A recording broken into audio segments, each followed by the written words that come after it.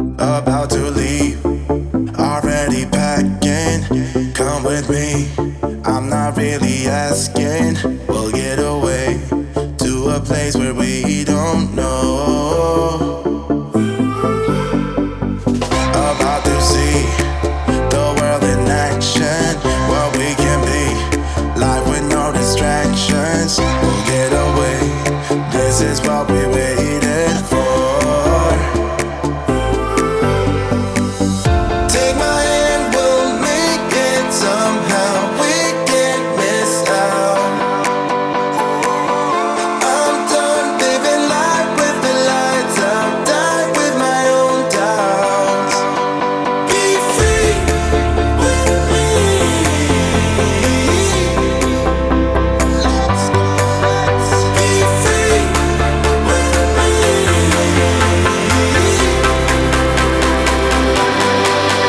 Be free.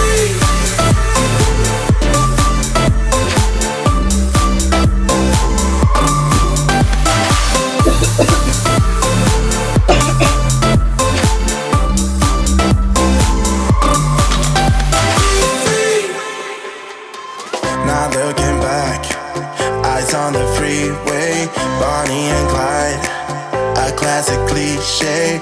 We're on the run, this is what we waited for. Take my hand, we'll make it somehow. We can't miss out. I'm done living life with the lights out. Die with my own doubts. Be free.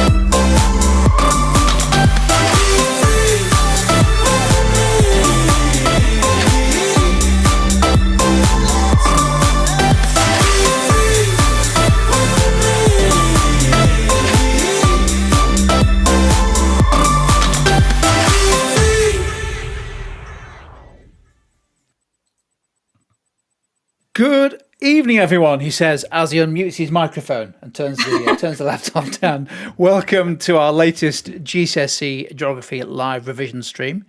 Joined by Jacob and Vicky tonight to take us through another key topic in human geography, the development gap. So I'll let Vicky and Jacob lead us into that in a few seconds. Welcome to all of you who are joining us live. Please use the live chat. I'm sure Vicky will explain us to help have a go at the activities. Now, the session has a mixture of content, key content, recap, exam gold, as well as activities. So don't worry about writing everything down. You can download the slides from tutor2u.net/live as soon as the session is finished. Indeed, all the previous sessions as well, if you've got mocks and stuff coming up. That's enough housekeeping from me. Vicky, Jacob, welcome. I've got a lot to pack into this session, haven't we? 35 minutes or so, maybe an hour longer, but about that, 30, 40 minutes. So over to you, Vicky, lead us off. Thank you. So welcome to our second live stream for human geography, so paper 2. And we're going to focus on the development gap today, as you will have seen on the screen as you're waiting for us to start. Part of changing the economic world, but obviously it's also a really important concept right across the whole specification. So it comes up in sort of the when we're talking about natural hazards, for example. And we're going to start off this afternoon with some altered vowels, like we usually do. Tonight, you are looking for some development indicators. So as usual, each vowel has been changed to a different vowel. You just need to work out what they are, and you need to pop your comments into the chat window if you are watching with us live. If not, if you're watching on replay, then obviously you can give yourself a little bit more time. So we are looking for development indicators, those things that help us compare the level of development in 2 or more countries. So our first one on the screen, what do we think this one might be? Okay, so again, we're looking for those vowels to be changed into something that makes a little bit more sense. So you can pop your answers into the chat window for us. I'll just give you a moment to see if we've got anybody who wants to have a go at our first one. Well done, Callum. You are correct. It is life expectancy. Okay, we're going to talk about all of these in the next section. So I'm not going to talk to you at this moment about what they are. Right, Jim, can we have the next one up, please? Okay, so slightly more difficult, this one. Okay, what do we think this one might be? Again, they are all development indicators that we are looking for. So what do we think our second one might be? I'll give you a couple of moments just to pop your guess into the chat window. Might give you a clue for this one. Sometimes this is calculated separately for females and males. Okay, just one more moment. Okay, Jim, can we have the answer on the screen? This one seems to have got us a bit stuck. It is adult literacy rate. Again, I'm going to talk about all of these in a few moments for you. Okay, our third altered vowel. Okay, this one, I'm going to give you a clue here. We are looking at something to do with money this time. Well done, Josh. You've just obviously come up on adult literacy rate just before. I didn't spotted that before I asked Jim to put the next one up. So this one is to do with income. What do we think this might be? Well done, Josh. It is gross national income. Excellent. Okay, thank you. Right, Jim, our fourth one, please. Okay. This is a really, really good measure of development, and it is to do with health.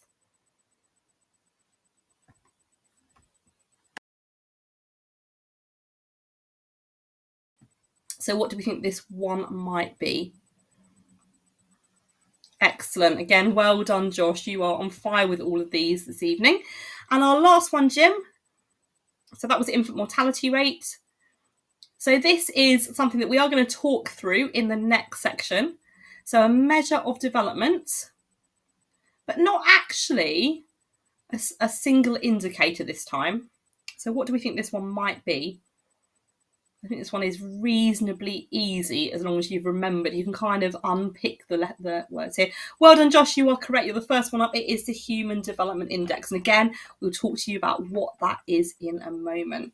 So, Jim, can I have the next slide? So we are covering a variety of things today. We're going to look at how development can be measured, the usefulness of those social economic indicators. So those indicators that we have just had popping up on the screen, I'm going to talk you through those in a minute. We're going to think about how countries develop over time.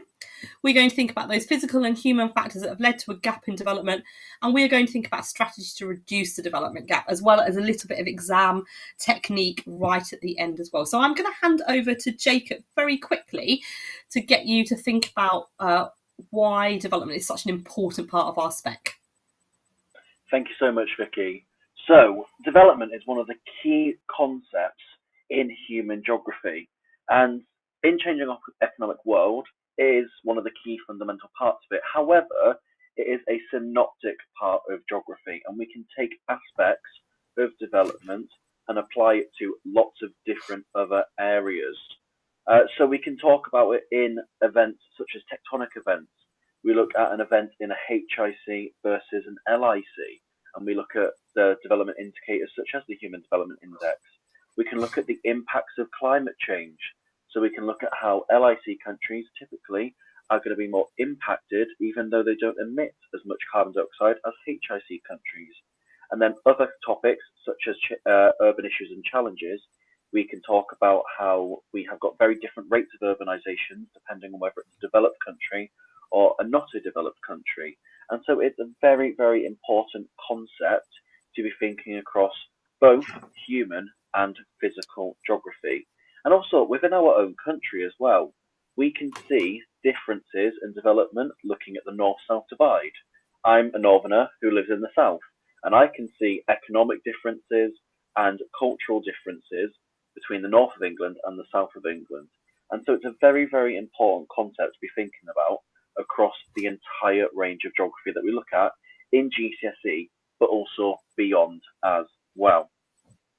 So I'm just going to pass back over to Vicky now and take you through the first set of activities. Jacob, you've got one more bit to go through. So is it one more bit as well? Oh, Yeah. oh yeah, this one. Sorry, I thought it was that one already. So your key terms as well. So I've already mentioned a few of them there: HICs, LIC, and NEE. Now, HIC, high income country. That's where we're looking at a country that earns about 12,000 US dollars or more as its GNI per capita, gross national income. And then it is LIC, which is earning less than about 1,500 US dollars GNI per capita, and then NEE, which is a country which we are starting to see have rapid industrialization. So HICs, countries like UK, USA, and Germany; LICs, countries like Uganda; and then NEE, we are seeing countries like Brazil, China, and India. And development is more than just money. It's all about the social, anything to do with people; economic, anything to do with money; and then political, anything to do with how politics works and the government; and then environmental, the natural world around us. And it's important that when we're thinking about development, people may be very economically well developed, but socially and politically, they may have issues. And so we need to look at a broad range of social, economic, political, and environmental factors to see if a country is well developed or not. And then also generalizations and sweeping statements. Now, one of the concepts I love to talk about is the single story. And there is a fantastic TED talk by Chimamanda Ngozi Adichie, which you can go and watch on YouTube, which is all about having a single story of a place. And that's when you have that generalization of a view. And so poverty in Africa is a very, very main generalization that people make. And people often say, well, Africa's just really poor. But actually, we have areas of Africa that are very, very rich. So we look at areas like South Africa, which are more economically developed than some areas. And so it's important that we look at each place individually and not have that single story. Now I'll pass over to Vicky there. Brilliant, thank you very much. So one of the things that we are often asked to do in geography is to compare those levels of development, and particularly social and economic development between two countries. So we use development indicators to do these, which are pieces of data like the ones that we mentioned in that first activity, and they are extremely useful. However, there are limitations. For example, sometimes you get gaps in data for certain countries. Sometimes you get conflicting data depending on where you've got your data from online. So, for example, the life expectancy figures might vary from source to source. But some of those indicators don't actually tell us that much about quality of life. So, for example, total income is a little bit unhelpful, as we don't really know how much money or how many people that money has got to support. So probably the best example here is China, the world's biggest economy, but also has the world's biggest population. So if you spread that money out between everybody, which obviously doesn't happen, then the country on average is not really that wealthy. Right, Jim, can we have the next slide up? So I'm going to talk to you about 6 different development indicators that are on the screen there. So on the screen, we have their definitions. I'm going to go through a little bit of information about each one. So our first one, gross national income per capita. So per capita is per person. It's a Latin word for per head.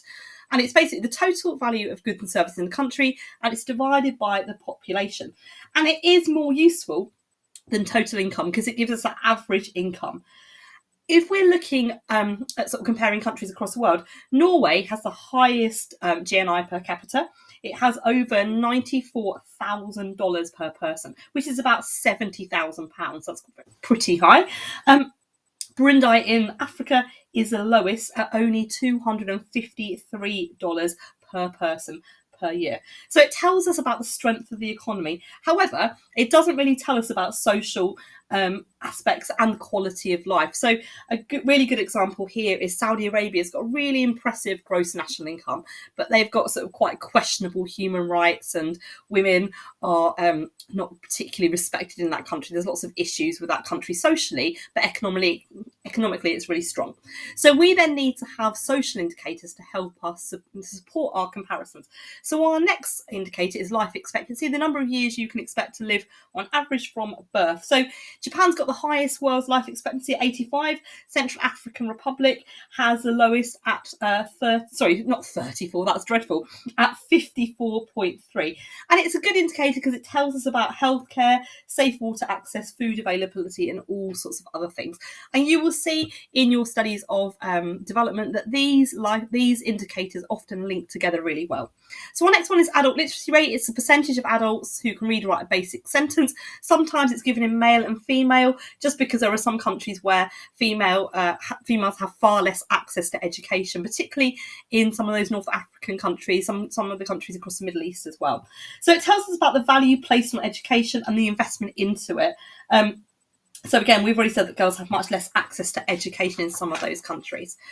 So our fourth one is access to safe water. The percentage of people who can access a clean and reliable water supply, sometimes given in urban, rural, just because urban areas tend to have much better access in those low income countries and those newly emerging economies.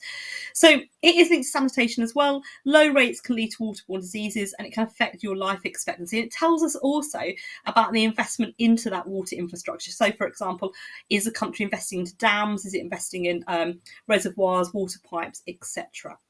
Okay, our next one is infant mortality rate, the number of babies per 1,000 live births who don't reach their first birthday. This is currently highest in Afghanistan. So this year, the infant mortality rate was 106.75 infants per 1,000 live births. It tells us lots of things about the country. So it tells us about clean water access, vaccination programs, maternal health during pregnancy and after pregnancy, the ability of that mother to produce milk, all sorts of things. It is a really, really useful indicator. And then our last one on the screen is the fertility rate, the average number of children born to a woman over her lifetime. So it tends to be a lot higher in LICs, where access to contraception might be less, or larger families are economically beneficial. For example, you've got more people to work the land, or also to compensate for any children who may not make it to adulthood. Whereas in HICs, the more children you have, the more expensive it is, because childcare is really, really quite an expensive and prohibitive thing in our country. Jim, can we have the next slide up, please? So we mentioned Human Development Index in the altered vowels activity. So lots of geographers think that this is a much better way of measuring and comparing development. And it's a composite measure of development. And what that means is that a calculation is done using 3 areas of life to give us a figure between 0 and 1. The closer to 1 you are, the better your country is. So it takes into account 3 aspects of life. It measures the economy. It measures measures wealth with the economy, which is our GNI per capita. It measures health. So it's looking at life expectancy, and it measures education. It looks at the average years in school rather than the adult literacy rate. So I've already said that the closest to 1, the better. Norway, unsurprisingly, is in first place with a score of 0.957. The UK is actually ranked 12, so not bad out of 200 odd countries. And Niger in Central Africa is currently ranked bottom with 0.394. Okay, so it's seen to give a much more complete picture of social and economic development. So it is an interesting factor to use. Jim, can we have the activity up, please? Thank you. So we are going to consolidate what we've just talked about with this categorise activity. So we have 8 development indicators on the board, or sorry, on the screen, not the board, we're not at school. You need to pop them into, you need to say whether they're either social or economic development indicators. So what we will do in the chat window is we write social, or S, and then the numbers that you think go with it, and economic, or E, and the numbers that go with that. You will have a 60-second timer going on the screen. So Jim, if we can have that timer going, please. Thank you. So we have access to safe water, the unemployment rate, the adult literacy rate, the percentage employed in the primary sector, people per doctor, infant mortality rate, birth rate, and GNI.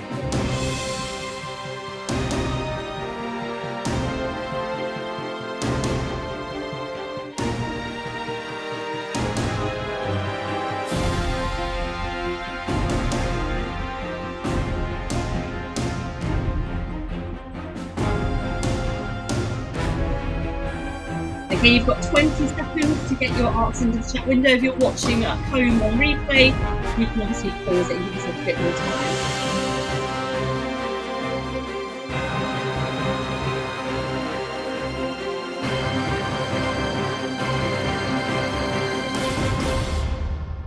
Okay, well done. There's some good guesses coming up in the chat window.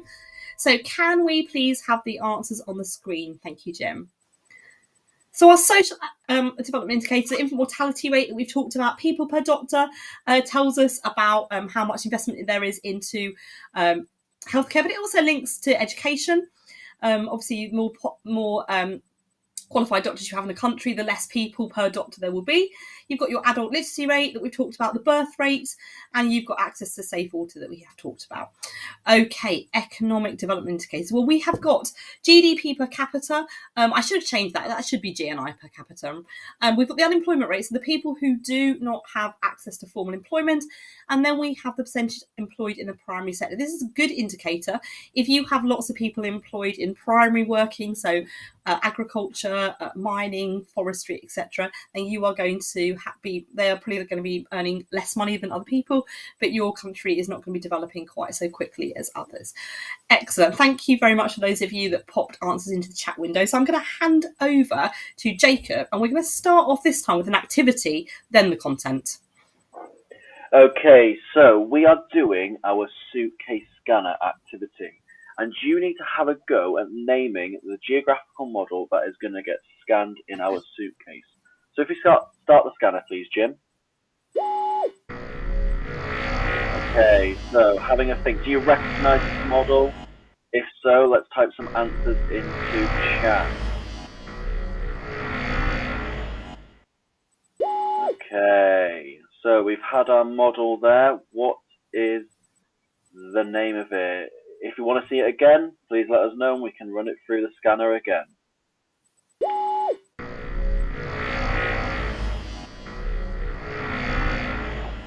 Okay, any guesses going to come through on the chat there?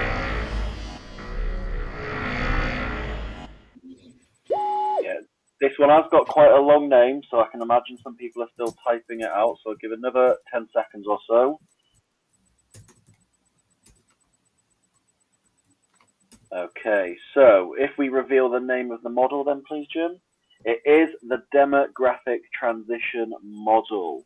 So it's a very, very long name there. Sometimes I call it the DTM to shorten it down a little bit. But this is a beautiful model that shows us how we expect a country or a place to change over time. And it's split into 5 stages. Stage 1 is high fluctuating. Stage 2 is early expanding. Stage 3 is late expanding. Stage 4, low fluctuating. And then stage 5, which is the most recent addition to the model, natural decrease. So we're going to talk through each of the stages individually and have a little bit of a look at them. So we're going to start off with stage 1, which is high fluctuating. This stage is the one that indicates an area or a country is at its lowest stage of development. Typically, we see a very high birth rate and a very high death rate. This means that the total population typically is quite low. However, it fluctuates over time as birth rate and death rate changes up and down. Typically, we see a very high birth rate because there's no birth control, there's very little education there. We often see that it could be cultural reasons as well, so male dominance. And then we can also have it that people often want big families so that they can therefore have their children work in their sort of community. And then death rate is very, very high because there's often little to no healthcare, very low life expectancy, and a lot of issues related to disease, famine, and war. Typically, stage 1 is what we see in pre-industrial countries.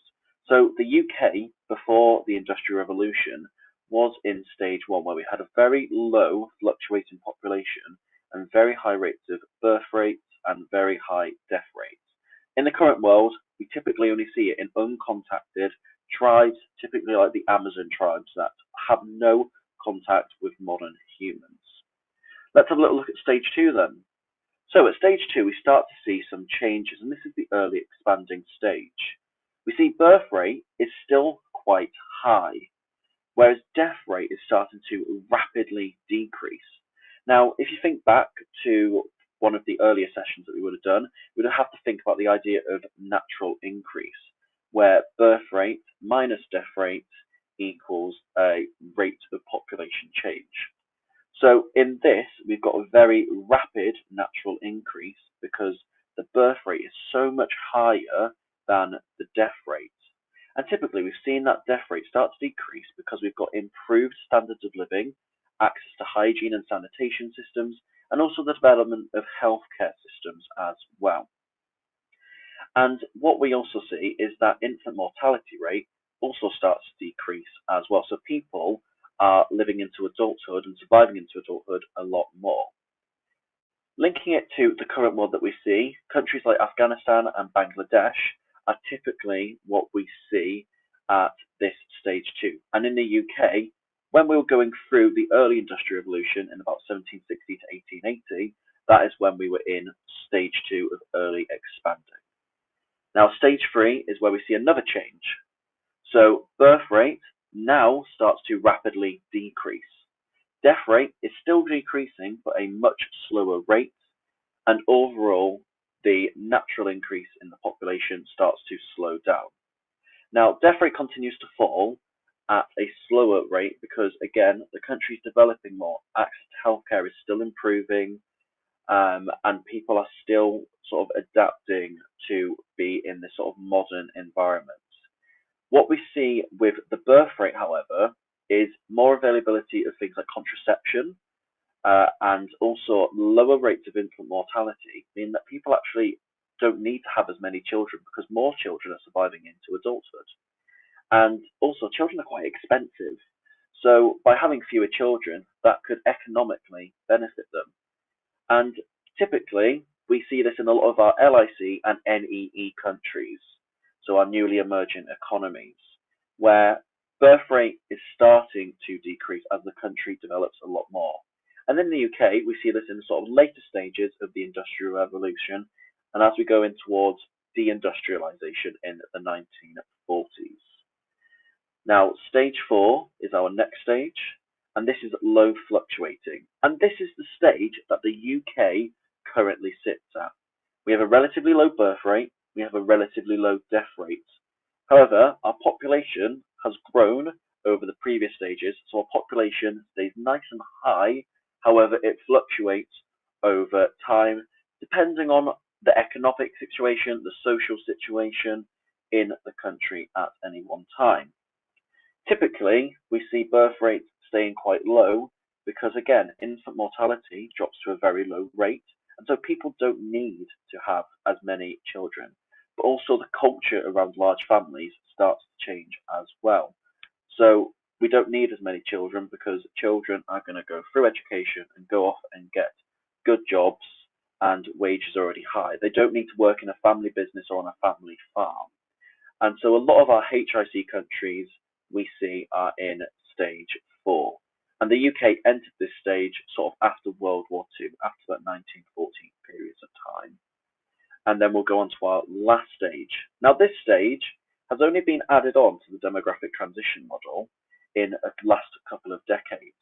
And that is because we are seeing in some countries, such as Japan, Germany, and Italy, that actually birth rate is continuing to decrease. And that is because culturally, we often see that people don't want to have as many children in a very well-developed nation. But what we also see is that death rate starts to increase because we have a very elderly population. More people are living until later in their life, and life expectancy has increased. And so what we're going to see is a very lopsided population pyramid, where it's going to be more people in their middle age or elderly age and less people at a younger age. And often it's because people are choosing to have things like careers rather than a family. And interestingly, in places like Japan, they've had to start putting incentives in order to get people to try and increase the birth rate. So at the beginning of 2021, the City Council of Tokyo had has put out a reward of 100,000 yen for every child that you have, which equates to about £650. So they are trying their hardest to increase the birth rate because actually it has a lot of economic impact on an area as the population could potentially start to decrease. So we're going to move on to Vicky now, who's going to look at some of the causes of the development gap.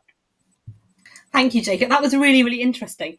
So we know that there is a gap between the development of high-income countries and low-income countries, and even those newly emerging economies.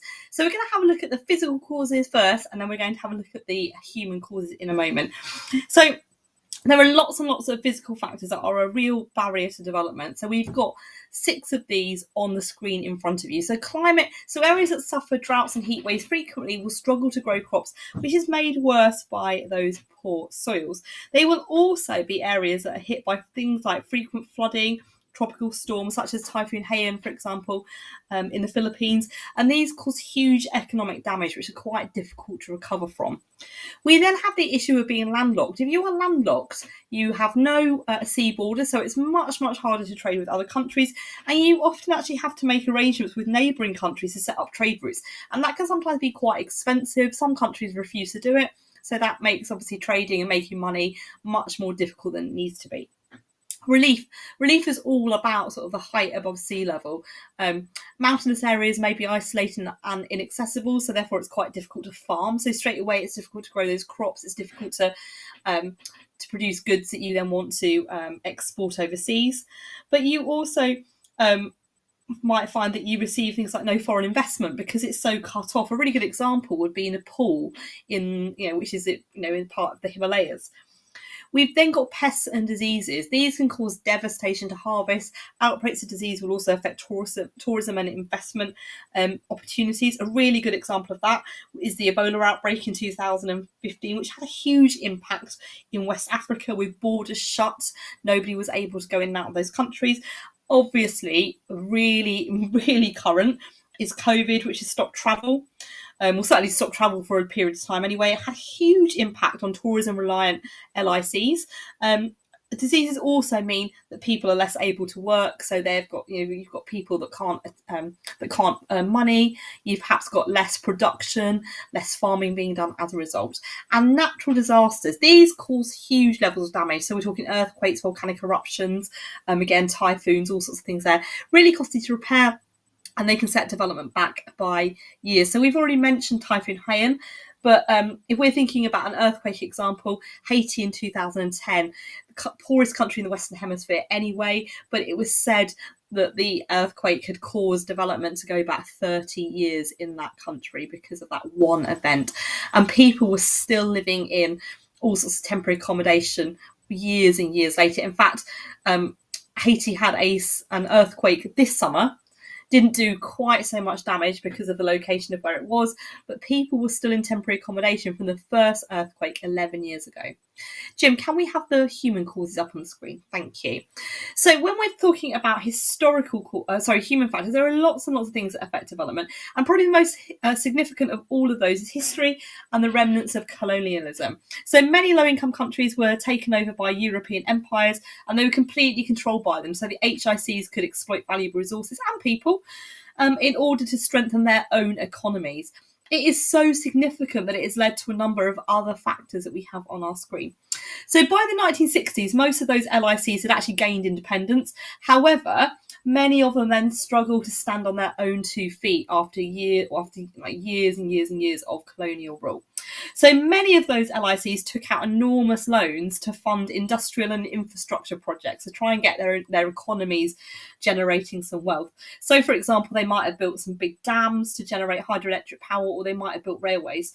But as a result, they got into huge levels of debt and have spent the last few decades paying off these enormous interests, their repayments and the interest on top, meaning that as a result they have far less to spend on vital services such as health and education, so they're not actually able to develop. And then you get into a bit of a cycle, a sort of a vicious cycle there, because if you're not able to develop, you're more likely to have to take out loans again in the future. So you've just got this circle of taking out loans, repaying debt, etc., etc. We're going to talk a bit more about debt later in the next session. Jacob's going to talk to you a bit about that.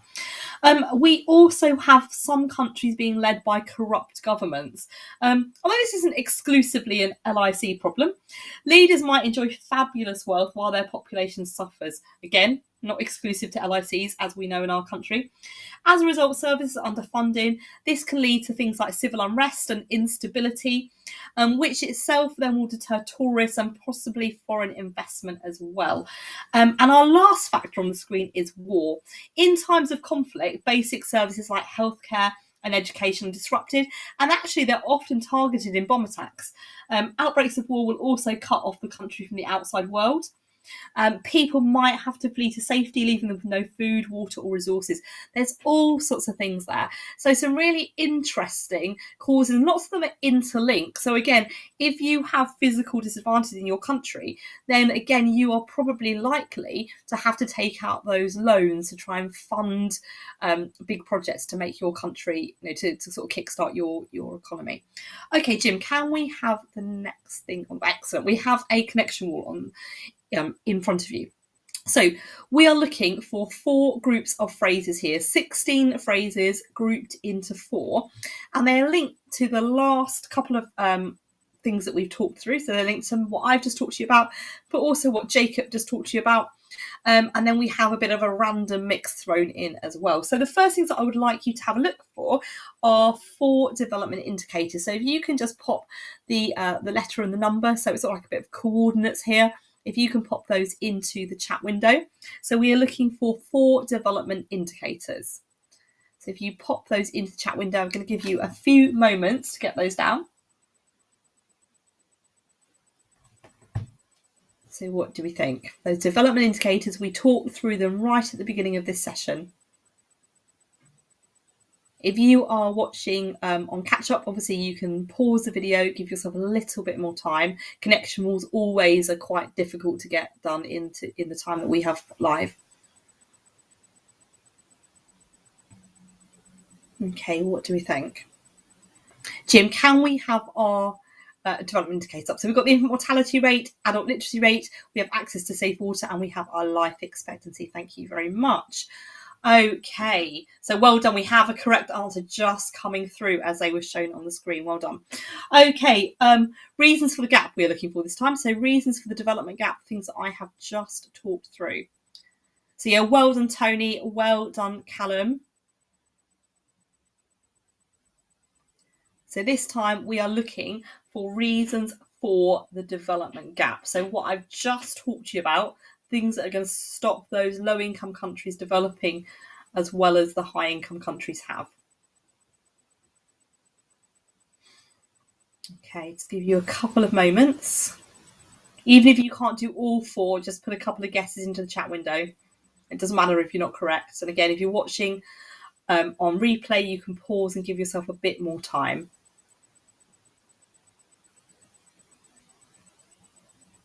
Okay, so we've got one answer coming through here. Okay. Right, Jim, can we have the answer on the screen? Well done. Yep, Tony, you have got those all correct. Well done. Okay, the next one we're looking for is stages of the DTM. Jacob gave you a really, really good discussion of these a few moments ago. Can you remember the 4 stages?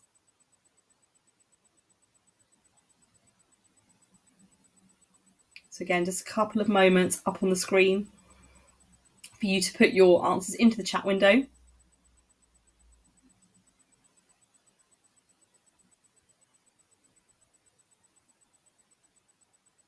Okay, again, if you're watching at home, give it pause. You can pause now because we are about to show you the answers. Excellent. Callum, Tony, you have got those both correct. Well done. So we have 4 countries left on the screen. What links these 4 countries? something we have mentioned quite a few times in this session. What links the 4 countries that you can see on the screen?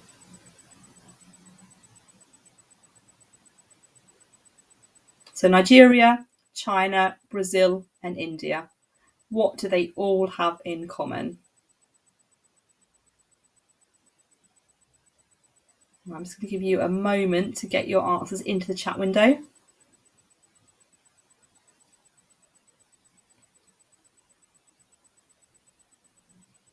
Okay, Jim, can we have the answer on the screen, please? They are all newly emerging economies. And in this unit of work, you need to know a case study of a newly emerging economy. Excellent. Okay, can I hand over to Jacob now for our last bit of content? I can see a couple of people have suggested it's high birth rate. Excellent. That's a really good answer. But it is just simple. It was just those newly emerging economies. Okay, thank you so much, Vicky. So we are going to look at some strategies that we can use, or countries can use, to help reduce the development gap. So getting them to become more developed. The first one we're going to look at is foreign investment. So this is all about investing high amounts of money or large amounts of money into a country to help improve things like infrastructure. So that could be increasing water supplies or electricity supplies and access to resources. This could be about improving harbours and ports so that they can trade with more countries around the world, or to further away countries from around the world, but also about developing new industries. Now, this can trigger something called the multiplier effect. The multiplier effect is where having that initial source can then cause multiple other things to happen in response to it. So, for example, if you developed a new industry in an area, that is going to provide jobs. Because those people now have jobs, that means that their economy grows in the area. That means that other industries, such as shops, cafes, housing, can then start to grow.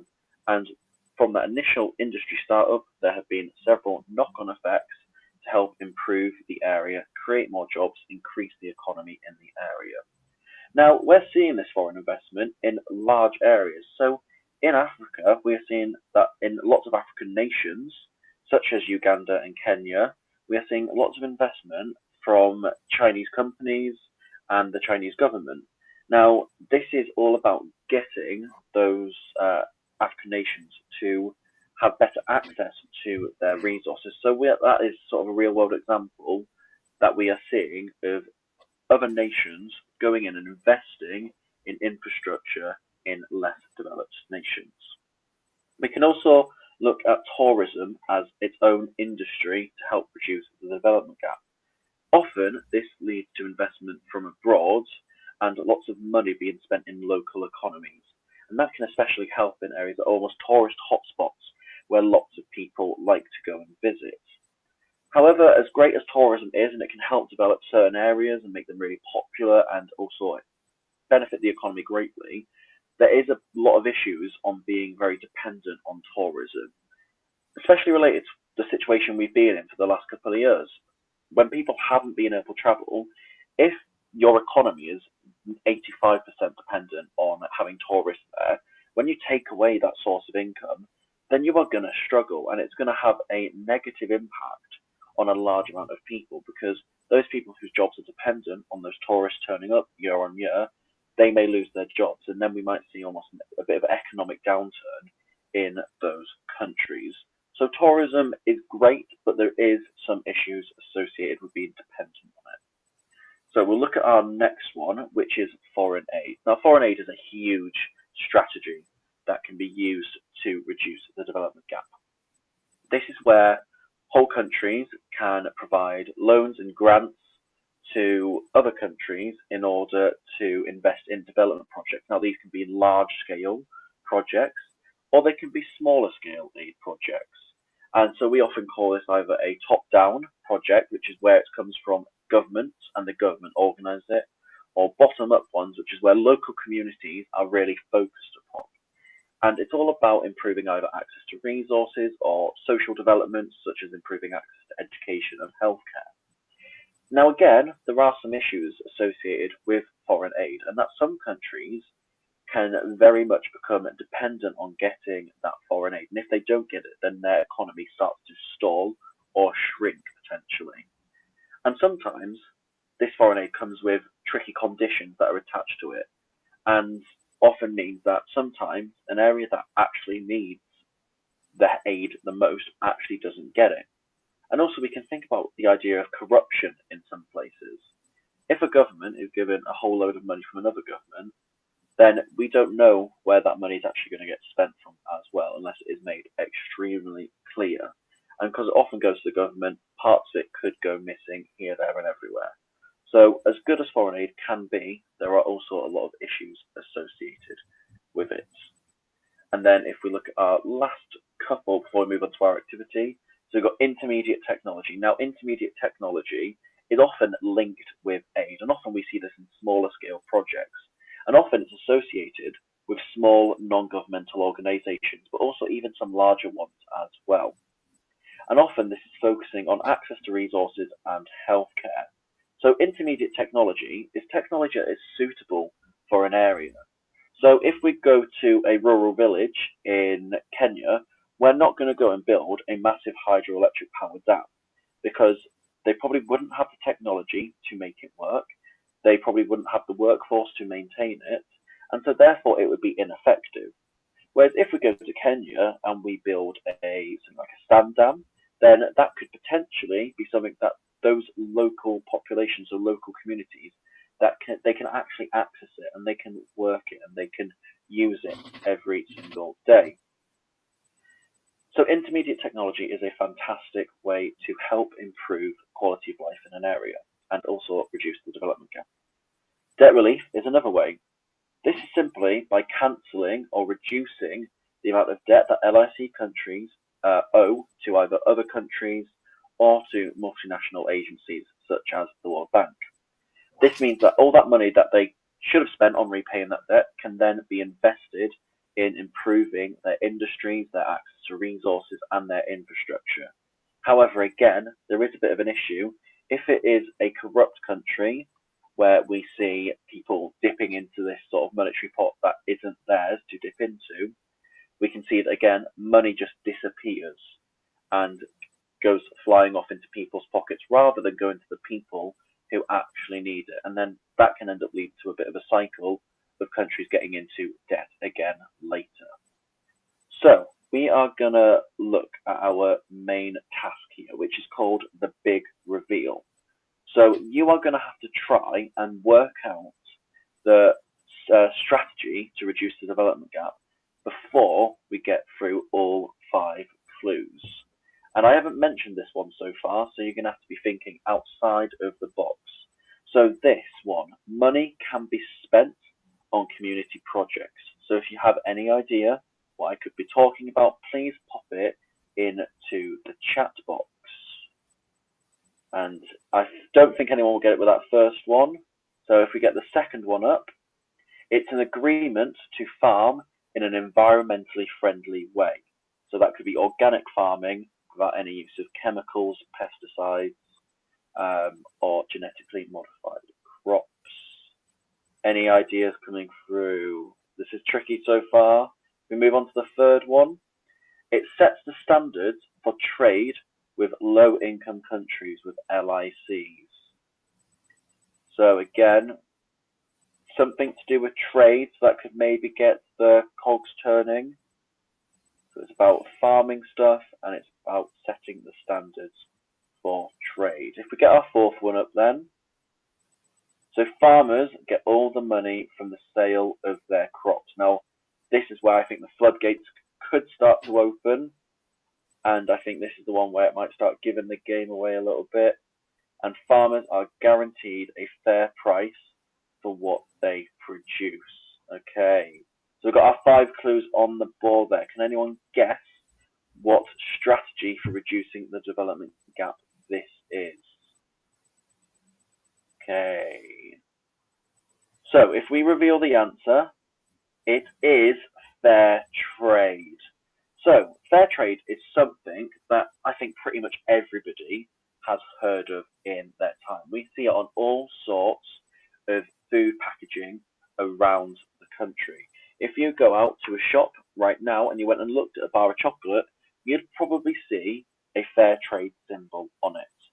Fair trade is basically the product that they have got, the natural raw product they've got in there has been farmed in an environmentally friendly way, and that the farmers are being treated in a fair and sustainable way. And this just means that farmers who can get almost shortchanged from companies and transnational corporations, they are gonna be sort of treated fairly, and they are going to get what they deserve and what they are owed in terms of their product that they produce. So often we see it in chocolate bars with cocoa farmers. So the people who grow the cocoa will then get a fair price for the cocoa that they have produced. We can also see it with our fruits and vegetables that come from more tropical nations, so things like bananas as well. Typically, we can see sometimes the price is a little bit higher for fair trade products. However, we can almost take a little bit of comfort knowing that the person who has gone into spent their time and effort in growing those crops has been treated very fairly as well. Now, there are a few issues with fair trade in the fact that sometimes it is unaffordable for some people to actually access fair trade food. So it's not obviously a perfect way, but if a farmer can get into being sort of in this fair trade agreement, then they are guaranteed to almost benefit substantially from it. Okay, so I'm going to pass it over to Vicky now, who's going to go on to our exam practice, our last activity of the night. Thank you very much. So we're just going to whiz through some really quick exam practice. We've got a 4 marker on the board, just how access to safe and reliable water supply would improve the lives of women and children in some low-income countries. So Jim, if you can get the next slide up for us. So we've got on the screen some things for you to think about. So think about the health implications of that reliable and safe water supply. So if we're thinking about a 4-mark question, we're normally talking about 2 points that are both well developed. And think about less time being spent collecting water, more time for paid employment, attending school, family time, etc. So Jim, can we have the exam goals slide up, please? So the examiner is going to want to see that you understand issues around water supply and how this impacts on quality of life. So the idea of obviously like dirty water, causing waterborne diseases, all sorts of things there. Particularly for women and children, these are the people that generally will be collecting water. They will also want to see some suggestions of how life will be better. So, for example, if we mention that women and children are not collecting water for hours, what will this time be spent on instead? So, for example, you could talk about them spending more time at school. What are the long-term benefits of spending more time at school? Well, we know the long-term benefits of spending more time at school are going to be that they learn more, they get better, they are more likely to pass exams. If they get better qualifications, it means that they are much more likely to have better paid employment in the future. Or the ability of women to do more paid work. What would this mean for their families? So perhaps they could afford money for luxuries. They might be able to save up for medication that might be vitally needed for their families. All sorts of things that you can talk about there. 2 points, both well developed. But again, make sure you go back to that question. Think about the issues caused by an unreliable, unclean water supply, and think how much better the quality of life is when you have those things. Jim, can we have our final activity up on the screen? Excellent. A really, really quick one and a really good one. So the infant mortality rate I'm going to show you 5 countries. One thing to think about the infant mortality rate, is it higher or lower? Remember, it's the number of babies who don't reach their first birthday who are born live per 100, I'm just stumbling over my words here, per 1,000 live births. So the UK is 4. So that's what we expect. Good health system, we'd expect a nice low number. So our next country is the USA. Do we think the USA has a higher or lower infant mortality rate? So the higher it is, the worse it is in this case. So is the USA going to be higher or lower? So we can have an H or an L in the chat window. Okay, so Callum, you are going for higher. Let's have a look and see whether you are correct. Excellent. So 6. So again, still quite low, but it is higher than the UK. So our next country is Cuba. Do we think that Cuba in the Caribbean So not far from the USA. Are they going to be higher or lower than the USA in terms of their infant mortality rate? So we've got Tony coming through with higher. What do we think? Do we agree higher or lower? So is their infant mortality rate higher or lower than 6? Jim, can we have the answer on the screen, please? It is actually lower. Very interesting and really surprising. So both answers in the chat window there, not correct. Okay, next country, Brazil. What do we think? Is Brazil higher or lower? So Brazil, a newly emerging economy, are they going to have a higher or lower infant mortality rate than 4? Just give you a couple of moments to get your guesses in. Okay, so we're going for higher. That's what I would go for, Callum. It is 12. Well done. Okay, and finally, we have Nigeria. Again, another newly emerging economy. Some of you will have studied Nigeria as your newly emerging economy. Do we think infant mortality rate is higher or lower than 12? So an interesting country, biggest economy in Africa, fastest growing economy, fastest growing population. So Callum, you're going higher. Let's have a look and see if you are correct. Tony's much higher. You are correct. It is much higher, 74. Well done. Excellent. Some really good guesses there. So on Tutor for You on the website, you'll find all sorts of other resources that you can use to help you revise for your mock exams over the next few weeks. You've got all sorts of revision quizzes. You have got some excellent revision cards as well, which are well worth a look. So you can obviously follow the QR code, or you can go directly to Tutor to UNet and you can search for geography resources there. Thank you very much, Jim. Fantastic stuff. We've crammed a lot there. We've gone a few minutes over, but it's worth it because it's a big topic, isn't it? Big It is topic. huge. Yeah, massive. A crucial topic for paper 2. So I think this feels like the kind of session when you get a chance to go to tutordu.net/live and replay the session and go through it again. Particularly that fantastic stuff that Jacob and Vicky was guiding us through there in terms of the causes of development gaps and the strategies to reduce them and all that kind of stuff. Absolute revision gold ahead of mocks and the real thing next summer. And also, don't forget, the team have put lots and lots of other sessions together this year for GCSE Geog, physical as well as human. So go to the replay section and take a look at all the stuff there. If you've got mocks coming up, that might be a really nice way of just spending half an hour or an hour, a couple of sessions looking through some of the sessions we've done previously. Fantastic stuff. Well done. Many thanks to Vicky and Jacob, and they've had a busy day teaching. So it's been great to see you guide us through this crucial topic tonight. Many thanks for joining us. We're done, aren't we? I think we're good. Any final comments, you two, before we disappear? No, just if you manage to stay with us for the whole of that sort of 50 odd minutes, then well done. Oh, absolutely. No, that is a real stamina test, but well done. It will yield dividends, I am absolutely sure. Great stuff. We're going to go now, but we'll join you. We'll see you again this time next week. It's a regular slot, Thursdays at 6:30 for GCSE Geography live revision. So spread the word, and we'll see you soon. Cheers. Bye. Bye.